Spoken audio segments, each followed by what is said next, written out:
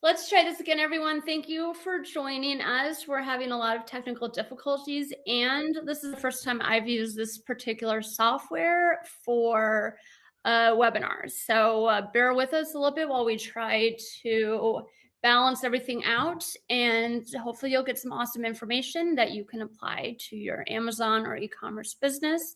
Right now, I'm here with my awesome boss, Ashlin Hadden. Do you want to kind of introduce yourself a little bit more and Sure. tell us your background?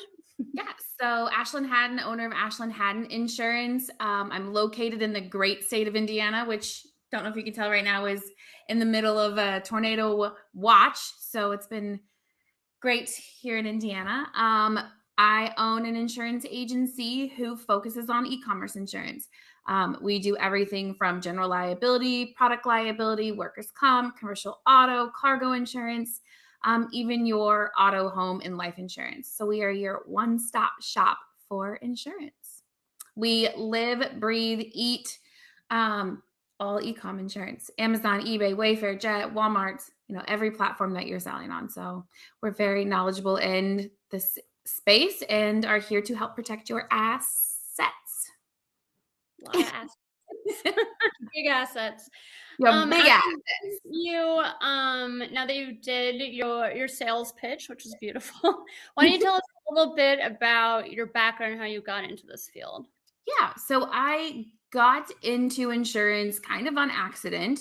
I was in banking for my first career and was moving and was really kind of just done with that industry. And one of my friends came to me and said, "Hey, Liberty Mutual is hiring. Why don't you go sell insurance?" And I was like, I don't want to be a used car salesman. Like, insurance is just as bad as, used car salesmen. I'm just not interested. And she's like, well, if you do it, then I get a bonus. So would you just go take the interview? So I did the interview, and the gentleman who interviewed me said that this was a man's industry and that those men would outsell you every day. So I said, I'll take the job and I'll prove you wrong.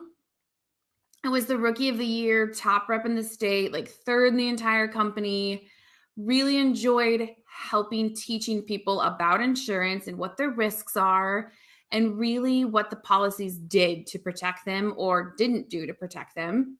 So did that for a couple of years and decided to go out on my own and opened up my own agency. So now we've got 15 beautiful young ladies who help protect everything that you have.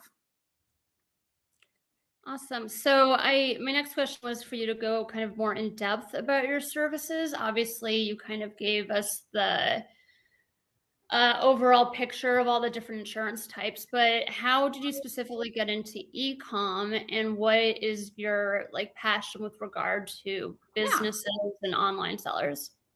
So when I first started in insurance, we were doing a lot of home, auto, and life insurance. And one of our home clients came to us and said, "Hey, I sell on Amazon, and Amazon's requiring us to have this liability insurance. Can you help me?" And I was like, one, I didn't even know there was third-party sellers on Amazon. I thought Amazon sold everything on Amazon. And I was like, I can't help you. I don't know anything about it. Carriers don't know anything about online retailers. This was 6-7 years ago. And he didn't give up. He's like, Ashlin, you have got the rest of my business. You need to just do this for me.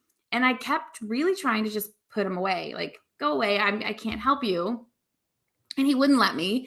So I finally was able to get him a policy. I worked with one of our carriers. And he's like, hey, I'm in this Facebook group. Can I post your information? And I was like, yeah, of course. So really, McClain, it was just like call after call from all of these people that were online retailers, and nobody would talk to them. None of the carriers would insure them. They all felt like the redheaded stepchild. And I don't know, I just kind of felt this calling to help. And I went to my first conference, and it was one of Jim Cochran's conferences. I think it was CES at the time, but now it's like proven. And I fell in love with the community. I fell in love with things like this, where people get together and really try to help you grow and learn and succeed. And I've never seen that in any other industry. I do restaurants. I insure restaurants. You don't see a bunch of restaurants owners getting together doing webinars and conferences and really trying to help each other grow. So that's really what I fell in love with, and how I got into ecom is I just fell in love with this. I fell in love with the community. That's awesome. Sorry guys. Rich says he's on, but I'm trying to figure this out too, or maybe get Chelsea on. While I'm trying to figure this tech issue out, what notable changes have you seen in e-commerce from when you started your business to now? And how has that shifted the focus of your business and or how you help clients? Yeah. So the biggest change that we've seen from once I started in e-commerce was, 6-7 years ago.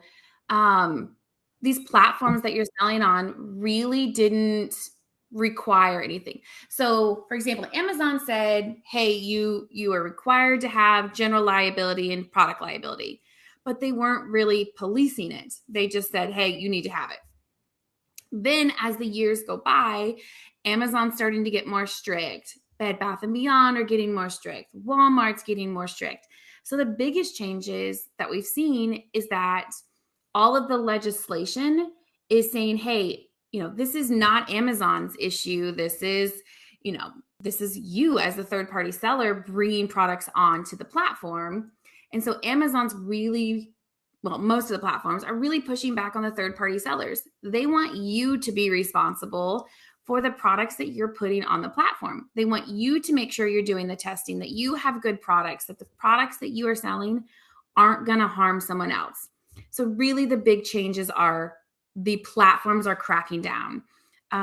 Amazon now has it if you have $10,000 or more in 1 month that you have to have the certificate of insurance on file or they're going to suspend you. Years ago, they didn't care. You kind of got to slide under the radar and not really have to provide that. So they're really cracking down. That's the biggest change that we've seen. And what for Amazon's requirements for insurance, it's pretty specific. They just want you to have general and product liability. Can you just kind of give people an overview of what those entail and maybe why it doesn't cover you fully in the grand scheme of what can happen in your business? Yeah. So Amazon really just says, I need you to have $1 million for general liability and $1 million of product liability. And the difference of those is, so general liability is going to protect what you do or say as a business. So if I sell this lipstick and I say this lipstick's going to make your lips look voluptuous and sexy, and I buy the lipstick and I don't think it looks sexy and voluptuous, and I sue you for false advertisement, that's general liability. That's what you do or say as a business. Or you make a logo and try to brand register, and your logo has a check mark in it, and Nike comes back and says, hey, that looks a lot like my swoosh, and they sue you for copyright infringement. That's general liability. Then let's say I have this lipstick and then I have allergic reaction and my lips puff up and I have to go to the ER.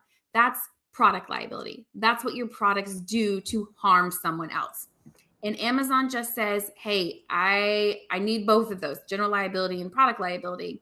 But that doesn't really protect you all the way. Yeah, it's going to protect you if you get sued. But what if you have inventory? What if you've got $50,000 in inventory sitting in your mama's basement and she has a fire? It's not going to cover that. What if you're in your car sourcing and someone steals product out of your car? It's not going to cover that. So the biggest thing that we see is you've got to be careful to make sure that you've got all the right coverages, not just what Amazon and Wayfair and Walmart want you to have to satisfy their requirements. Well, first of all, welcome, Chelsea. Thank you. I know you weren't supposed to come on for a little bit, but since Rich is having technical difficulties, I really appreciate you coming on. Of course. Yeah, happy to. Hey, girl. Hi. So to catch you up right now, we're just kind of introducing you guys, the companies you own, what they provide, and Ashlin just kind of delved into the importance of insurance and why just having the bare minimum on Amazon will really leave a lot of holes in your protection and essentially prepare you for failure. So I still want to focus on the Ashlin, and then Chelsea, I'll get to you in a second. Sure. Would you say, I mean, it sounds like to me that when I learn about general and product liability, really those coverages are more for Amazon's sake, so they don't get sued. Because really, product and general liability is about getting sued, and Amazon doesn't want that responsibility. But the likelihood of getting sued, I think, is a lot smaller than, say, your product is recalled. Like you said, your freight went down and got destroyed. Your inventory, it was lost somewhere at sea. There's like so many other things that happen that I would argue are way more likely than getting sued. And that's why it's so important that you have these insurance plans so that you're covered for these much more likely scenarios. Would you agree with that? I mean, we see lawsuits all the time. So I would agree that the likelihood of actually having to pay out $1 million claim for somebody using one of your resellers using one of your products, I agree. The biggest thing that you're going to see these policies for is the legal fees. And what that means is, I use this example all the time. So we had a client who sold something RA, OA, or wholesale. I don't remember which one it was, but they weren't the brand owner. They were just reselling the item. And the person who bought it tripped over the box, broke his hip, and broke his clavicle. Well, that customer sued USPS, they sued Amazon, and they sued our third-party client, our third-party seller. Well, our seller was nowhere responsible for this dude tripping over a box, but he was still listed in the lawsuit. So we know he was never going to have to pay $1 million claim for this idiot to trip over a box. But what he did have to do was they had to defend him. He had to hire the attorney and defend him to get his name dropped from the lawsuit. Well, that's $30,000, $40,000 just in legal fees to get his name dropped from the lawsuit. So if he wouldn't have had insurance, he would have had to do that all on his own. But he had a policy, so he calls me, we call the carrier, we start a claim, and the carrier handled all of that. He was out $1,000. I think his policy was like $1,300 a year. So he was out $1,300 and got the best legal advice to get him dropped out of the lawsuit. Because, insurance companies don't like to pay claims. So they hire the best darn attorneys to get you out of it. So I think the biggest thing people would see is the legal defense along with the policy. And then second, I would say is inventory. Inventory disappears all the time. And, and a lot of people say, well, I have homeowners insurance, so, it's going to be covered under my homeowners insurance. And unless you can explain that you have 16,000 toothbrushes because you only use the toothbrush once and then you throw it away, they're going to know it's for a business and they're going to deny the claim.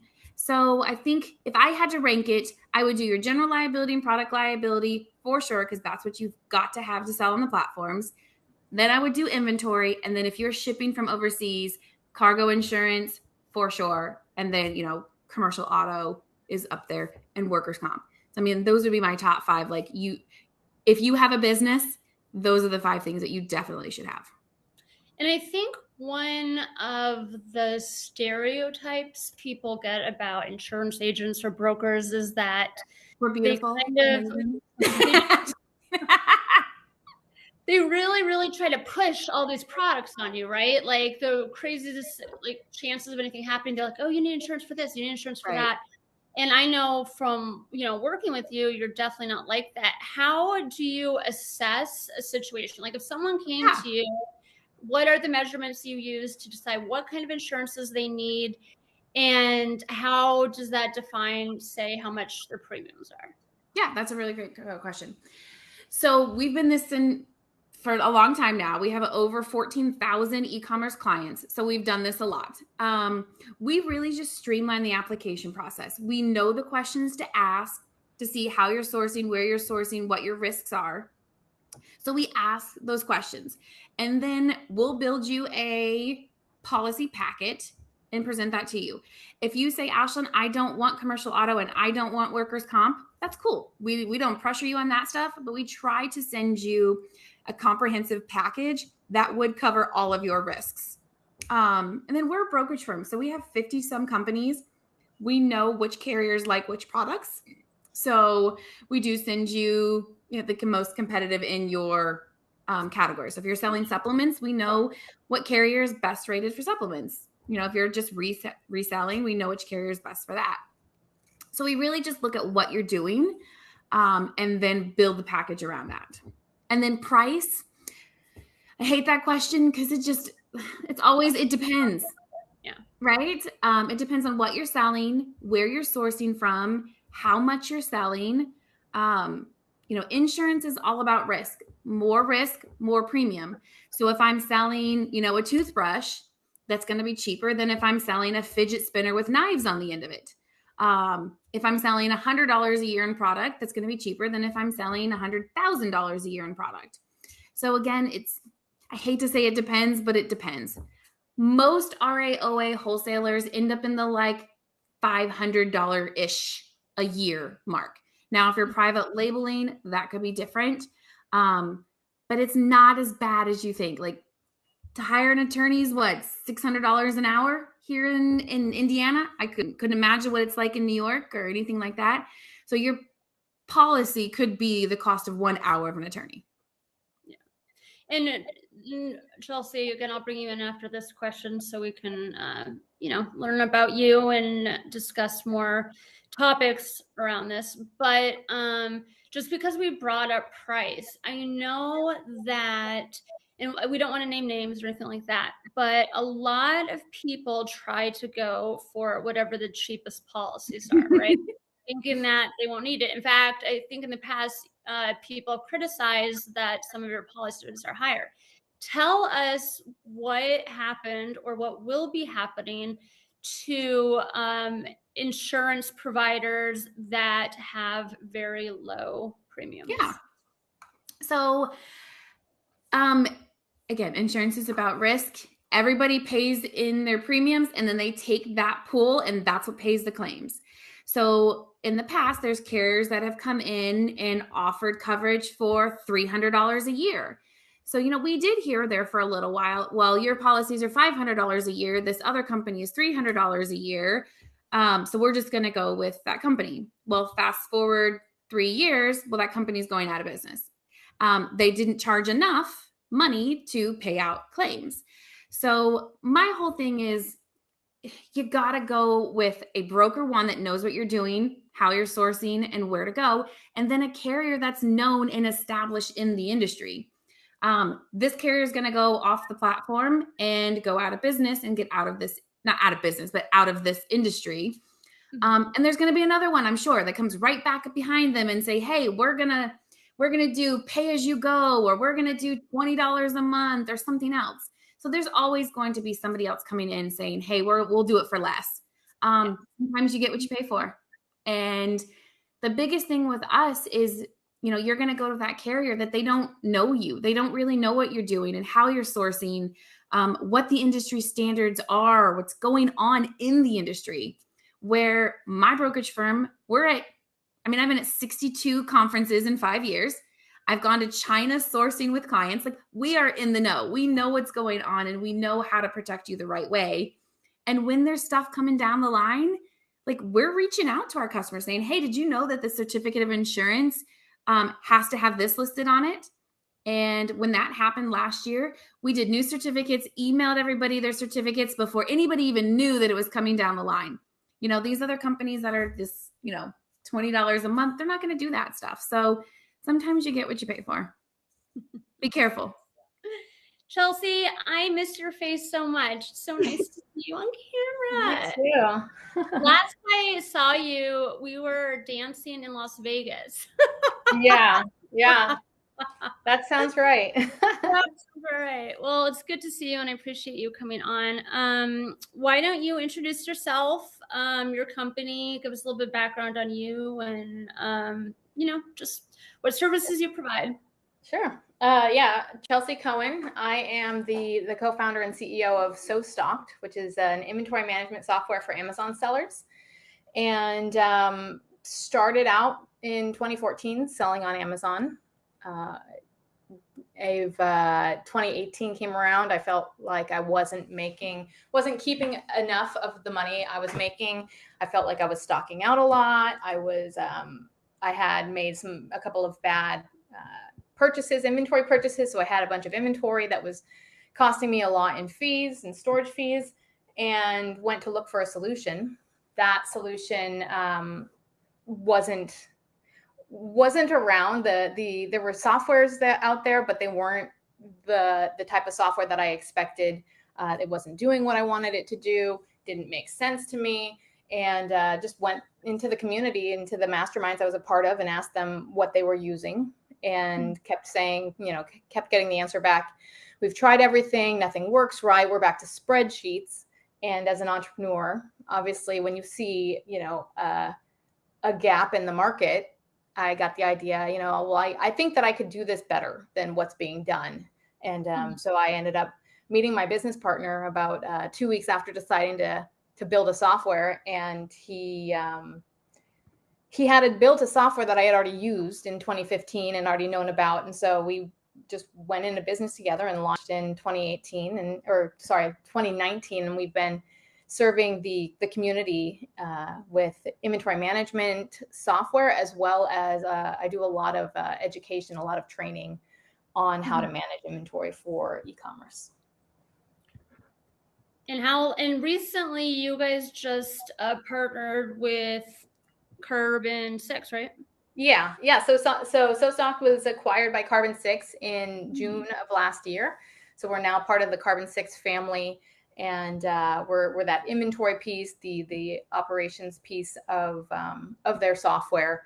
And I do a lot of work within the community as well as part of that transition. Yeah. Awesome. So just some of the questions I asked Ashlin. What notable changes have you seen in the e-commerce space from when you started to now? And how has that shifted the focus of your business and how you handle clients? Sure. When we started, no one wanted to talk about inventory. Inventory was one of those boring subjects. I mean, it's still a boring subject, but it wasn't really something that people worried about. They would send their inventory direct to FBA. So the supply chain was fairly smooth, fairly reliable, and the margins were a lot easier. The fees were a lot lower. So 2020 rolled around. All of a sudden, something no one wanted to talk about. Everyone wanted to talk about. Everyone needed to know about inventory. The supply chain started breaking down. Amazon started restricting inventory for the first time. So you were no longer able to send in as much inventory as you wanted to send. And people started having to use 3PLs. Just a lot more complication and a lot more issues with stockouts, with overstocking. The entire dynamic of, we used to do it was called just in time inventory, which is, you get it in right on time. Now there was a big shift to just in case, where you're holding a lot more inventory just in case something goes wrong, and a lot of things were going wrong. So that was kind of the big shift that we experienced, and all of a sudden booked onto a bunch of podcasts that wouldn't have had us in 2019. So sorry, this happened during COVID, correct? Yeah. Mm-hmm. Yeah. Awesome. Why? So earlier you said that it's, I get it, because working with Ashlin and talking about insurance, I'm always like, I know this isn't the most exciting topic, but we'll try to make it exciting. Yeah. So I felt you when you said, and I used to work with Mobley, so I'm very familiar with, right. Yeah, supply chain. Why are you passionate about it, and why do you feel like people really need to be paying attention to this stuff? Yeah, so it's that missing piece. I feel like everyone is very focused on marketing, but if you have nothing to market because you've run out of stock, or you can no longer scale because you're spending too much in storage fees, then your business is going to break down. And we've gotten to that point where we're starting to grow up into our businesses. It was this progression that I kind of predicted.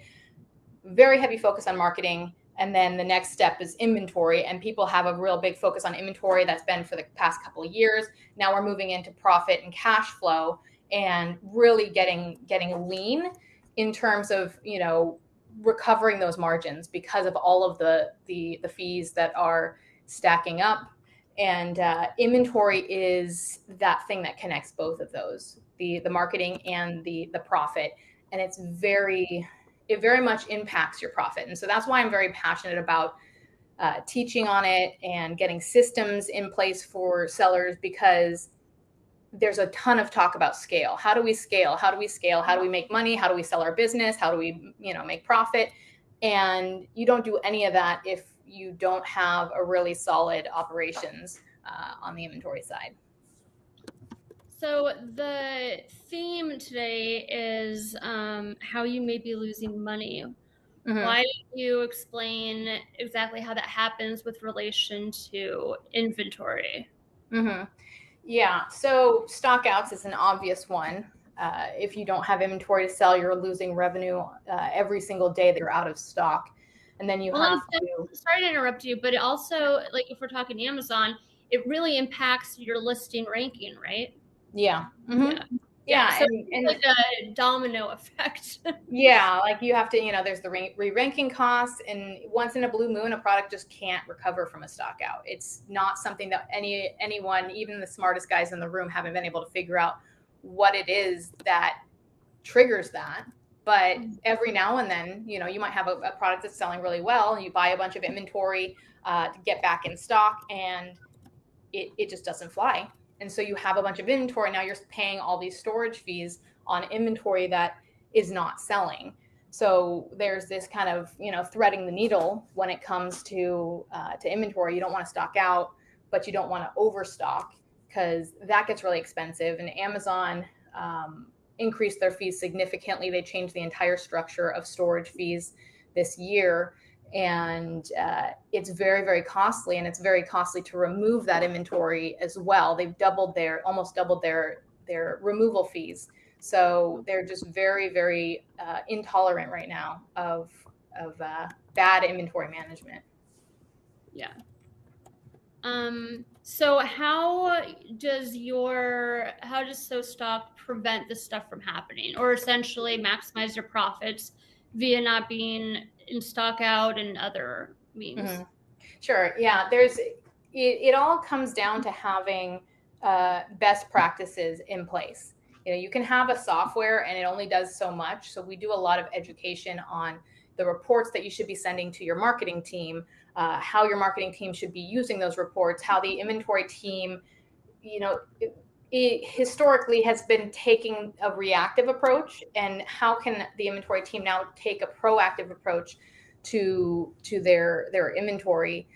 What does that look like? And then setting things like buffer stock, right? We need to make sure that we have excess stock, and so we never go below, let's say, 30 days of stock. So we need to be placing our orders and placing our transfers in enough time so that it gets there before we hit into our buffer stock. So those are all things that are put in place. You set your minimums, you set your maximums, you create your reports, send to your teams, and all of that just creates a system of best practices for being able to avoid stock outs and avoid overstocking. Awesome. I'm going to get back to you, but I want to say hi to Rich Goldstein. Thank you for the second appearance. Yeah. Hey, Rich. Hello. You got your internet figured out? Yeah, I'm actually tethered to my cell phone. I mean, I'm here in Vegas at MGM Skyloft. They had a big party here last night, and so why not use this as my webinar space? So apparently we're having some glitches with the Wi-Fi. I tethered to my phone, so using a cell connection, but apparently it's better. Who knows? But it's working. We'll find out. You look a lot clearer, right. for sure. Right. Yeah. Let's not test it. Let's not. It's not gonna win. Let's not jinx it. So, Mr. Rich Goldstein, introduce yourself, your company, kind of your background, and what you do. Okay. Yeah. Rich Goldstein. My company is Goldstein Patent Law, and I help people to protect their products and brands. And I help software companies to protect their software platforms. In general, what I do is protecting IP, protecting intellectual property. And as far as background, I didn't answer that, I guess. How did you get into this specifically? Yeah, I mean, I have background in electrical engineering. When I was studying electrical engineering, I realized that if I became an engineer, I'd be working on the same project every single day, some little piece of some giant thing, and just did not seem like it would be satisfying to me. I learned about patent law, where it really is about having both legal training and technical training, technical expertise, so you can explain how things are different.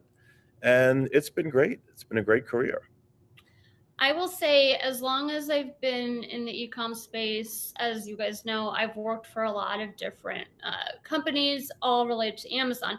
And I feel like I'm pretty well versed in a lot of them. I will say that patenting is probably the one I know the least about. So you're gonna talk down to me essentially when we get into the patent stuff. What notable changes have you seen in e-commerce from when you started your business, and how has it shifted the focus of your business and or how you deal with clients? Yeah, I mean, I think that initially the focus was on profit while running your business, like selling products at a profit, and therefore the focus on IP was on protecting that profit. Now the focus is on making the most money when you exit, and so the focus with IP has also shifted to be on maximizing your payout because of the IP you own. And I mean, Scott Dietz did a presentation recently, and he said that 50% of the money you make from your business is when you exit. Yeah. And it might even be higher than that. So I think that's the big change that I've seen in e-commerce is from profit while running a business to the payout you get when you exit. Now, explain to the audience why patenting is so important and when and why you do it, because obviously there's very specific laws around that. I hear it's a very long and expensive process. So what, like, as I said, what is the value behind getting a patent? And as you said, how does that affect the value of your company when you exit? Yeah, so I mean, the value ultimately of a patent is in being able to stop other people from making, using, or selling the product that you've protected. And so that's the value while you're running your business, being able to stop other people from doing the same thing, stop other people from doing a me too on your differentiated product. But then when you go to exit, people that are buying your company will pay a higher multiple because of the IP that you have. And if it's good IP, IP that really prevents competitors from doing what you're doing, it could double the multiple. So it could mean millions more. But even if it's bad IP that protects against maybe just a specific version of your product, but people that are copying it don't have to copy that specific version, it's still going to stretch the multiple a bit, and it's still going to give you an ROI. So that's why it's important, and that's why it's valuable. And when to do it, the best time to do it is before you launch your product. Because in most of the world, once you launch the product and make it public, then you immediately lose the rights to ever patent it if you haven't already applied. In the US, there's still a 1-year grace period. So if you start selling and you haven't yet applied for a patent 1 year from that date, then you'll lose the rights altogether. But in terms of the process, in general, it just starts with preparing a patent application, which explains in detail what the invention is all about. And that gets filed. That gets you what's called patent pending status that we see all the time. And then eventually it's going to be reviewed by an examiner at the patent office. If they approve it, you get an issued United States patent that you could enforce. It might get rejected. And if so, then we argue for it to be approved. This question is for both of you. With relation to the services you provide, what would you say the 3 biggest mistakes you see sellers making? And I'll go with Chelsea first and then Rich. Sure. I would say some of those mistakes, being very reactive with inventory. We kind of brought that up before. Not having systems or having very few systems, and one of the systems that is missed more than anything is synchronizing your marketing and your inventory teams, making sure that you have marketing data going to inventory so that they can plan on putting the marketing plans into the inventory plans, and inventory data going to marketing so that those inventory needs, such as overstocking or stocking out, get accounted for with the inventory. And then the other one I would say would be not looking at your supply chain, not reassessing your supply chain and seeing opportunities to reduce your spend. Things like reducing your packaging size. That's going to reduce your storage fees and your fulfillment fees. You can also get more units per carton, more units per pallet. Reassessing your carton and your pallet optimization. A lot of people are not fully optimized. The size of their boxes don't fit as well on the pallet as they could. So they have less surface area and less volume that they're taking up on that pallet. So less units per pallet, less units per carton, which means that you have more pallets and more cartons and you're paying fees on all of these things. It's a lot of work to do this. We've got some free tools that help with this, but then you have to go back to your supplier. So there's a lot of legwork that comes into reassessing and restructuring this, but the amount of money that you can save is very, very high, can be very, very high. And it's something that's worth taking the time to do it. Yeah. What about you, Rich?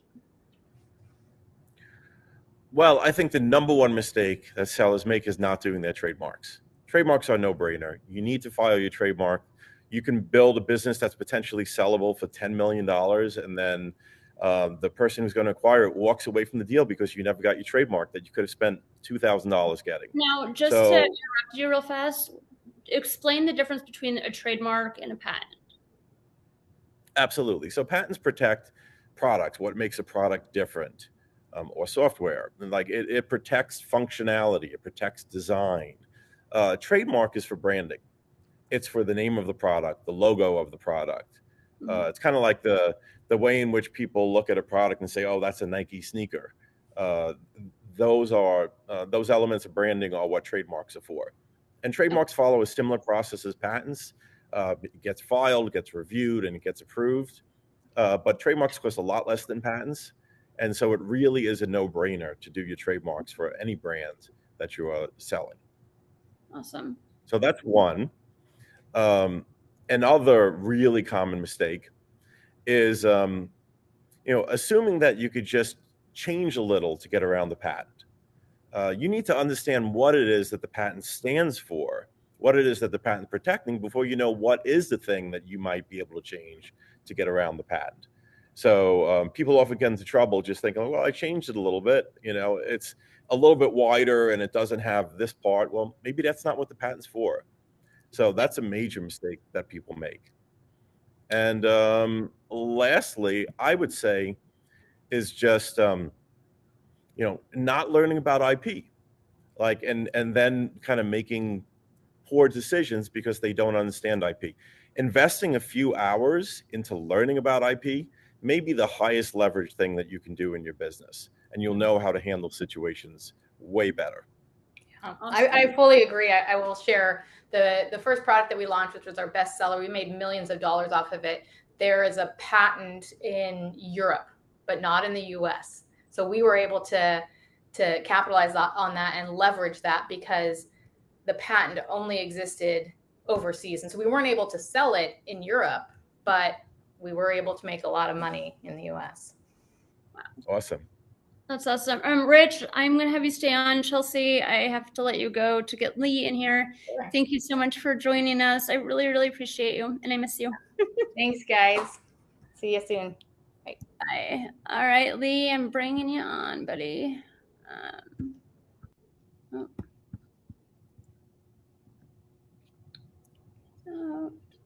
Sorry, guys. Again, I'm new to this particular software. I think I'm doing it right.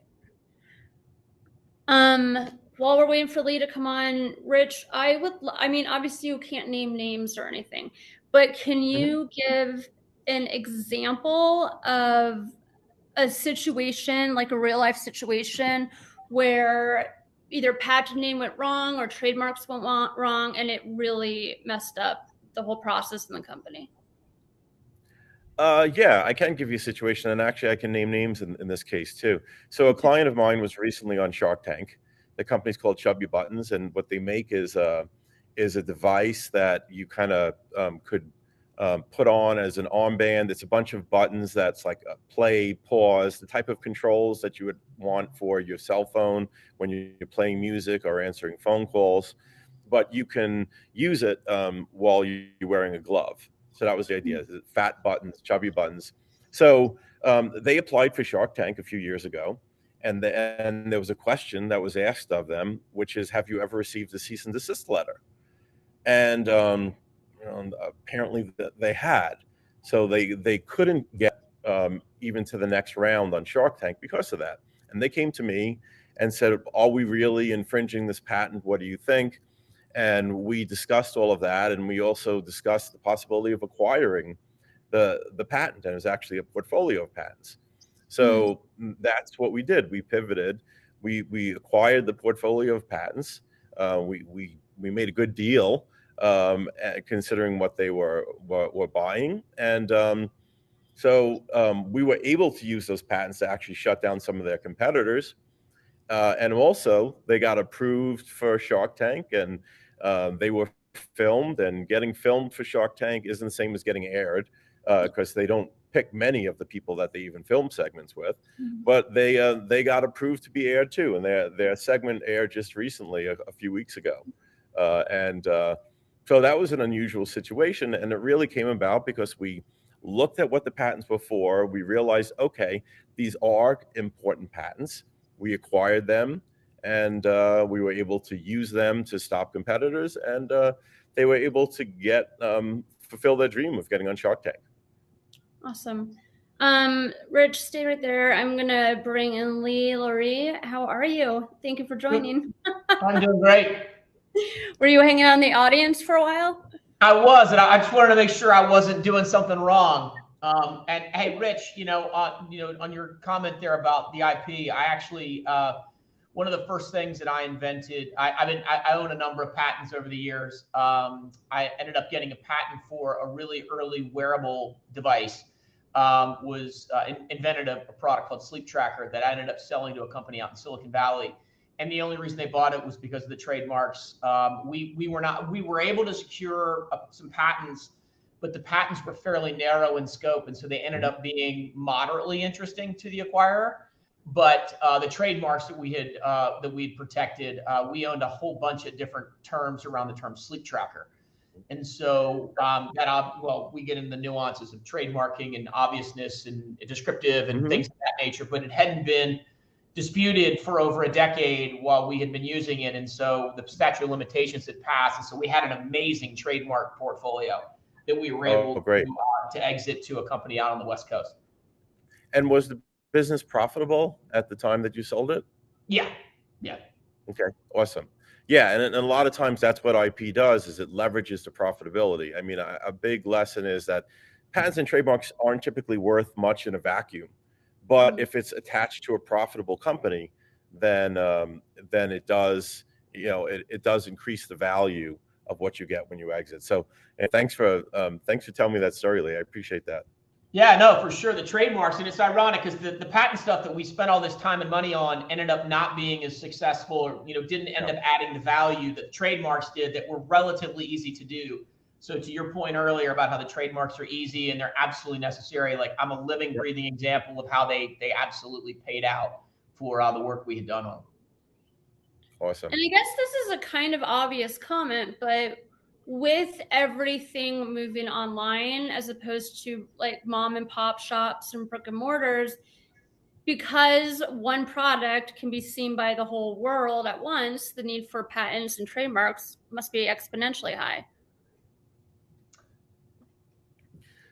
Yeah, I mean the game absolutely changed quite a bit. I mean, one of the things that's really changed with the online platforms is the old way was if you wanted to enforce something, you had to go to court.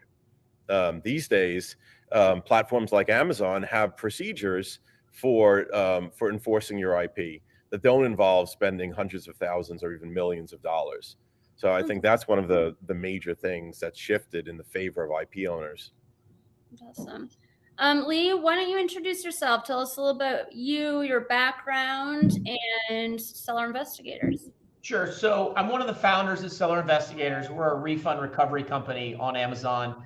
I mentioned earlier, I'm sort of a serial entrepreneur. I've had a number of different businesses in a variety of different spaces. But this current, business that we're running essentially looks at inventory when it's in the Amazon warehouse and determines where there are discrepancies that are to the bad for the individual seller because of the way Amazon handles your inventory. And how long have you guys been around? We've been doing a little over 6 years. And as Chelsea earlier, we were also acquired by Carbon 6 back in the fall of last year, back in September of last year. Awesome. Rich, I'm going to let you go because I'm trying to stagger people in. But I did have one last question for you. What is the best piece of advice you have ever received regarding entrepreneurship and success?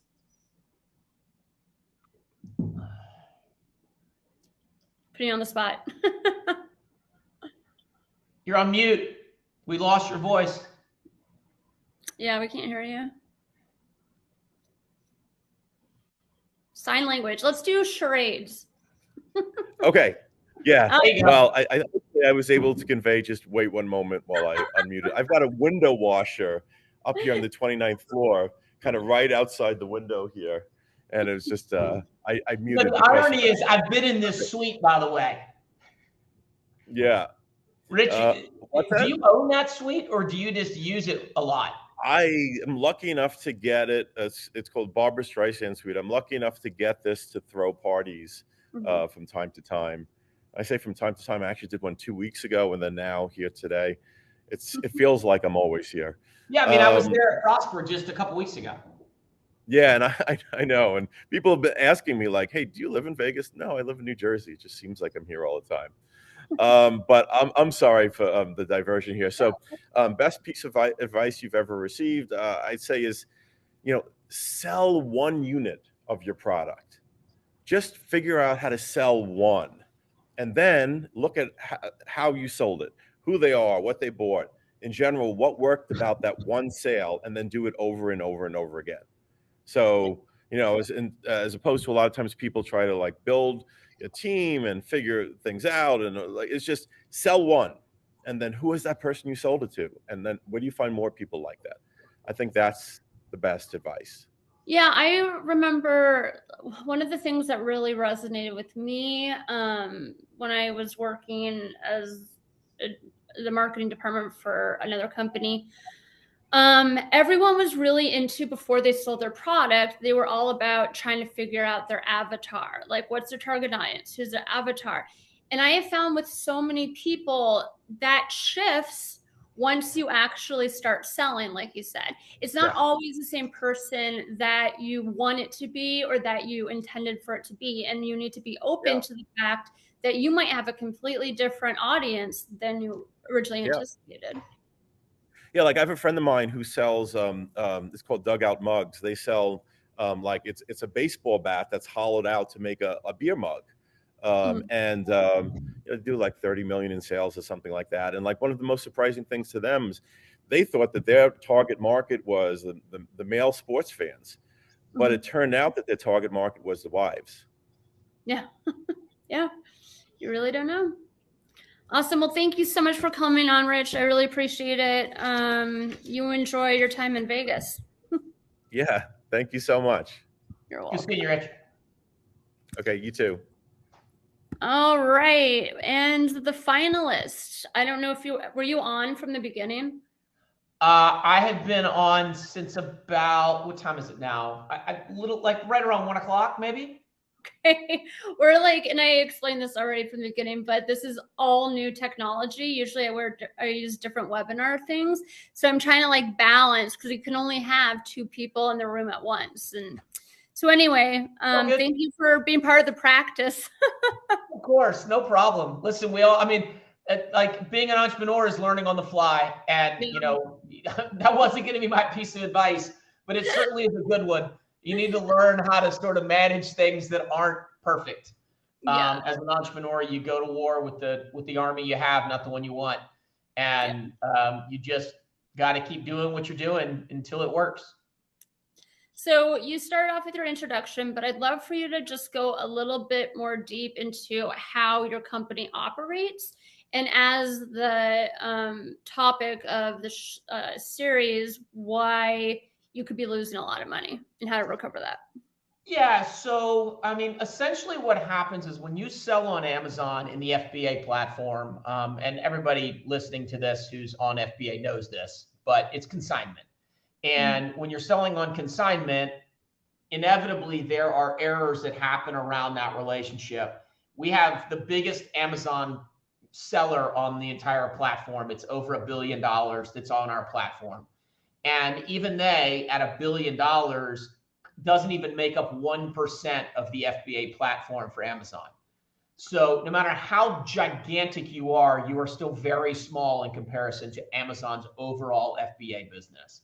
As a result of that, nobody is really mission critical to Amazon. And so as a result, Amazon ends up, it works out to be about 1% of net sales. If you were in a traditional retail environment, it would be 2%, which would just be called shrinkage, which basically means loss, theft, damage, unsellable. For whatever reason, this product isn't new anymore with tags, and we're going to get rid of it. And so we're not going to pay you for that product when you send us an invoice. Amazon doesn't do that because it goes into a warehouse. Theoretically, 100% of what you ship in should be at the warehouse and be sold to customers. There should be no drop in that sort of scenario. However, Amazon sees millions of products that come in all the time. As a result of that, it makes it very difficult for them to be 100% accurate. On top of which, if they had human people actually physically counting inventory, there'd be human error because of just the sheer volume of it. So they do the best they can. They weigh and they measure your inventory when it comes into the warehouse. And when they do that, if they have on file incorrect weights and dimensions, they're always going to miscount your inventory. Always. Literally every single time you ship it in. And a lot of people don't even realize that. And then in addition to that, they ship it intra warehouses. They do all kinds of different things with your inventory in order to make it work for Amazon, which is certainly within their purview. But as a result of that, you just have this like leakage that happens in your business. And while 1% may not sound like a lot, it used to be that Amazon businesses, had 40, 50% margins. Now, even like nutraceuticals, which have the highest margin of most categories on Amazon, they don't have even those kinds of margins. Nobody is running in those kinds of margins anymore. The average business on Amazon, if they're doing a good job, is running a 20% net margin, which means that 1% of sales is really like 5 points of EBITDA. And that's a lot. You can't do very much to an Amazon store where you move your EBITDA 5% or 5 points, with signing up for a service and like kind of getting out of the way of it. So, we are providing a service that effectively everybody on the platform should be looking at. And if you're not looking at us, you should be doing it with somebody else. But this is, I don't mean to say it's a profit center for Amazon, because I don't know that Amazon's doing it maliciously. It's just they're so big, there is inevitably going to be problems. And if you don't stand up for yourself, you're never going to get your money back. They're not going to give it back to you. So how exactly does it work? Like if someone wants to do a audit or something, is it like a one-time thing where you guys look at it, or you want a subscription? Like how does the payment and operations go? Yeah, that's a great question. So we have a free audit. It's no obligation. It takes anywhere from 24 to 48 hours for us to run. You can sign up for it at sellerinvestigators.com. It's pretty obvious when you get on the site, but it gives you, kind of a link to do it. It's a couple of step process because Amazon wants to make sure nobody nefariously gets hold of your FBA account or your Seller Central account. We're an approved vendor, so nothing to be worried about there. Amazon audits us a couple of times a year. But essentially you sign up for that audit. Couple days later, we give you a report that indicates sort of where you've got problems or where we find money that we can go after. And then assuming you give us a credit card, we move forward. We try very hard to make it white glove. We can dig up a lot of the documentation we need from within your FBA or your Seller Central store. but on occasion, if we need it, specifically around inbound shipping issues, we end up, contacting you by way of our case managers that will reach out to you and ask you for documents that are related to a particular shipment. Without naming names, can you give the audience an example of a client you might have had that the results that you found were astonishing? Yeah, I mean, it's interesting. I mean, almost every day that happens. We onboard somewhere in the neighborhood between 40 and 50 clients a day at this point, on average. And I would say that, there are certainly some that are relatively small as stores. We take all comers. Obviously the bigger a store is and the more ASINs it has and just the more sales velocity it has in it, just the more complexity that business exhibits. And therefore, the more likely they are to have a significant need for our service. But that doesn't mean that we can't help servers that are doing $50,000 a year on the platform. We certainly can. And we have clients that are on the platform that are like that. But I mean, we've had clients that have gotten back millions of dollars. We've had clients that have gotten back $150,000. In fact, I think just in the last 30 days, we've had 3 or 4 people get back north of $100,000.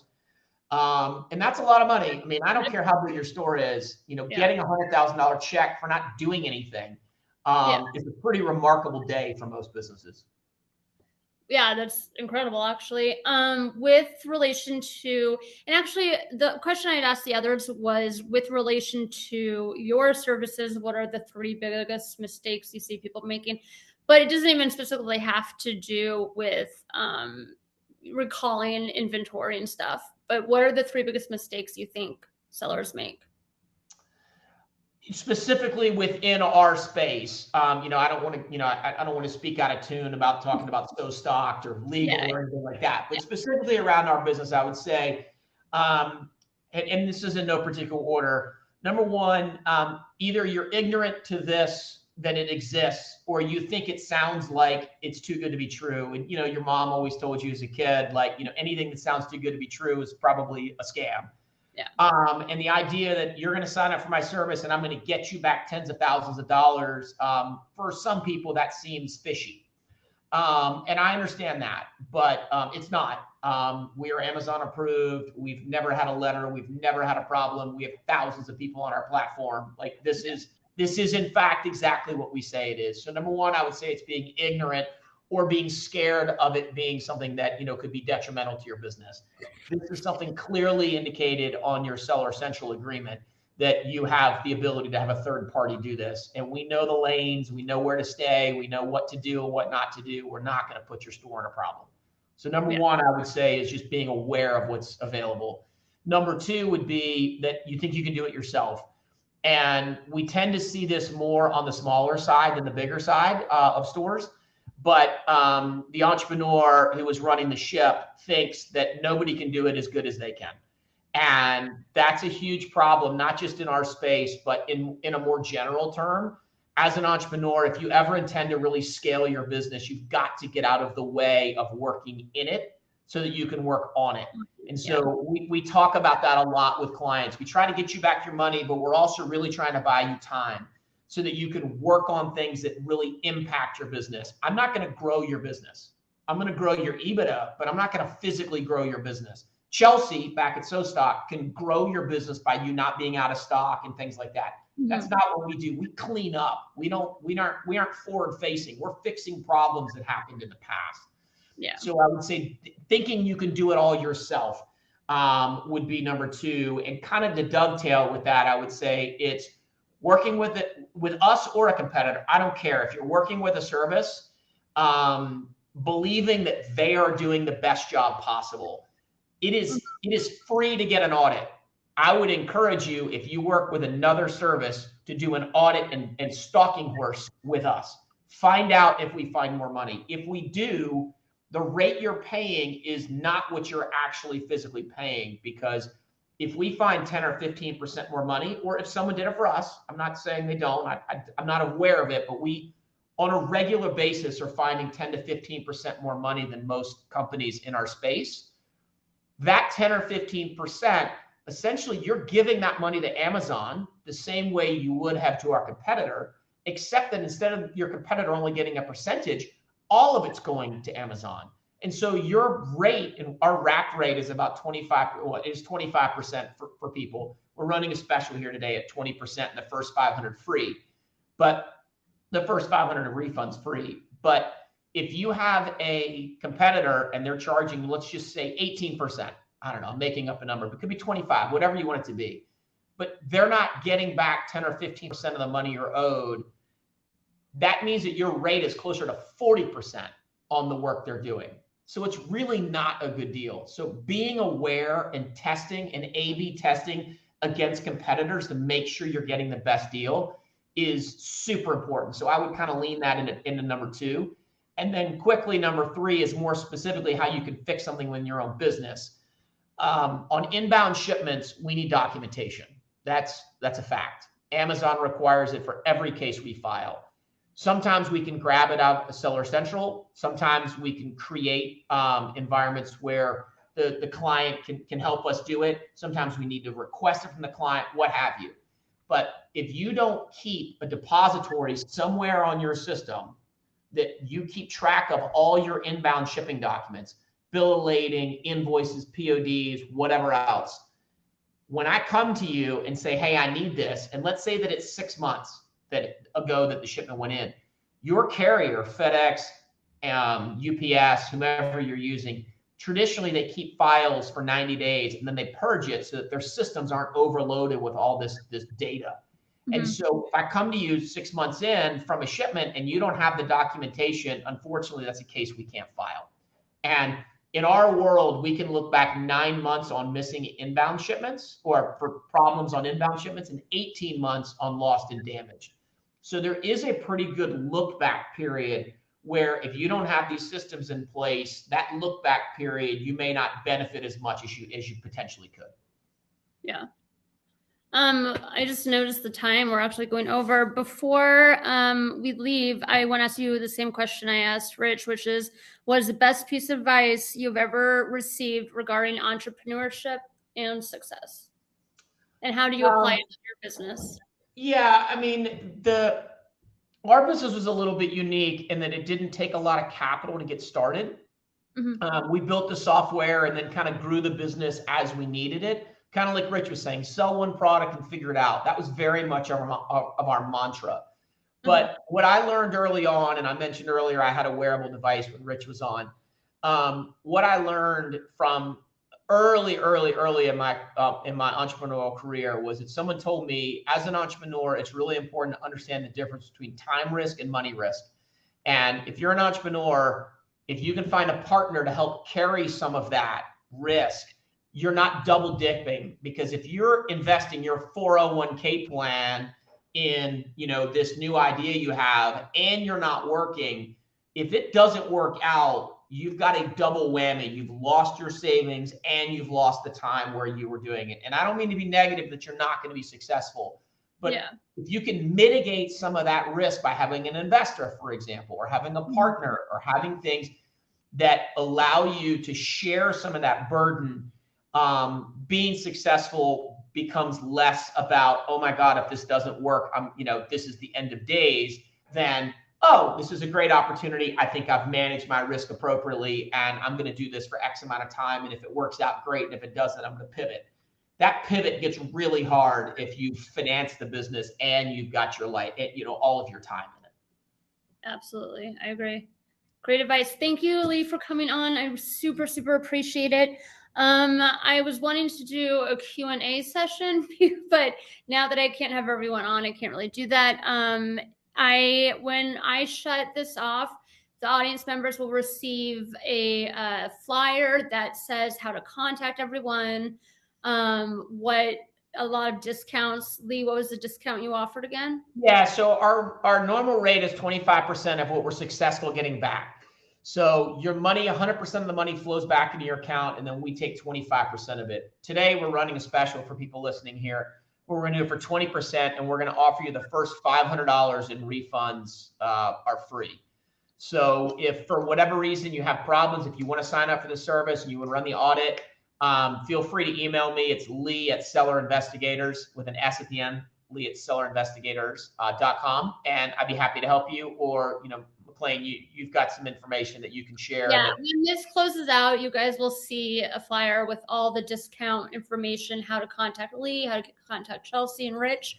And also Ashlin is also having a discount for webinar attendees. It is a free audit of your account and your current insurance policies, and a 25% off the service fee.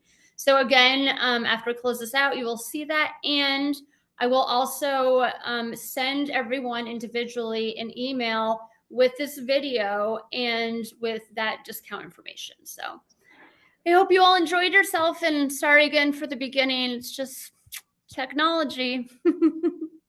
Have a good one, Lee. Hey, thank you. Have a nice day.